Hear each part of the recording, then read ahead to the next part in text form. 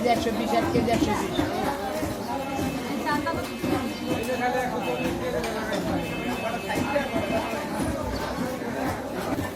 120 1